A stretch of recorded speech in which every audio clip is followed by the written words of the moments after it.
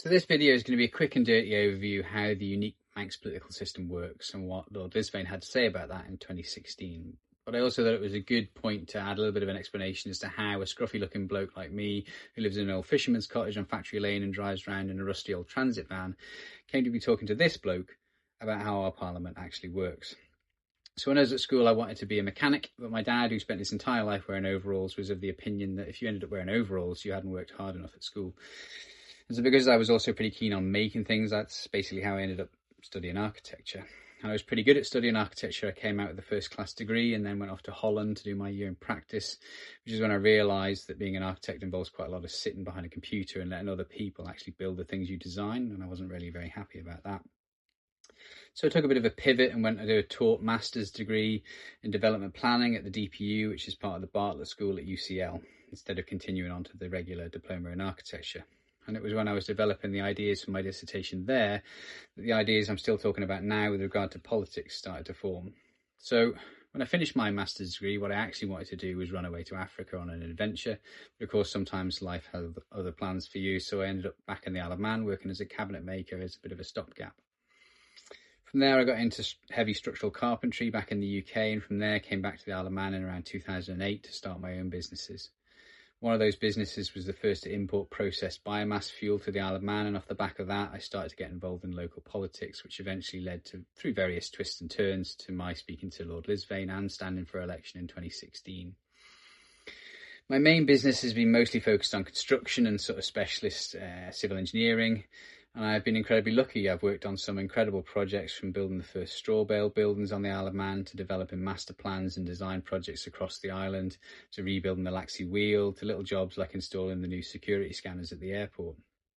Every week someone comes to me with a new problem, and pretty much every week for nearly 20 years I do something new for the first time, and I absolutely love it. Because my business is based on what I actually do, I don't tend to pay very much attention to what I look like while I'm actually doing it. I'm more concerned with what the tools in the van will allow me to do than what the van looks like. So a smart old boy once said, if you're good enough, you don't need your name written on your van, and I tend to agree. So that's more or less how a scruff bag like me ended up here talking to you.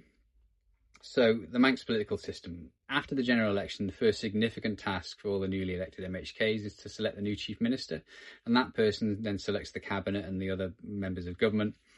And those who accept the roles have to accept some form of collective responsibility as part of the deal. So collective responsibility is basically a form of block vote, where members of government have to vote with the Council of Ministers or their department in order to keep their jobs, and the significant pay increase they take for their troubles. So only when the new government is formed after the election does the process of setting out the political direction for the next administration begin. And what that means in real terms is that the public doesn't have any effective choice or power over the form of government we eventually receive. This problem has been fairly well understood for 20 years, but of course turkeys don't vote for Christmas, so here we are. Just over 10 years ago, things came to a bit of a head. So in 2016, we ended up commissioning Lord LISVANE to come and take a look and make some recommendations, which was itself a deflection from what was actually tabled. If you don't know who Lord LISVANE is, I can put a link to him in the description, but suffice to say, he ran Westminster for quite a long time and knows his onions when it comes to how parliaments actually work. So Lord LISVANE came in, spoke to pretty much everyone in MANX politics, including me, and he had a little think, and he said that this system of collective responsibility and everybody being financially incentivised to be in government was basically bonkers. Well, no, what he actually said was that it wasn't remotely sustainable and that it created significant reputational risks and liabilities, and that most concerningly, it created a significant problem for the supposed independence of our mostly claimed to be independent representatives. When the vast majority of MHKs and MLCs are financially incentivised to be part of government, usually over 80%, effective opposition is undermined.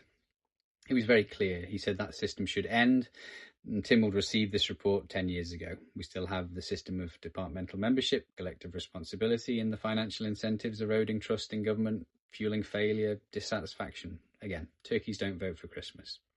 If we're going to change this, it's going to take significant public pressure after the election.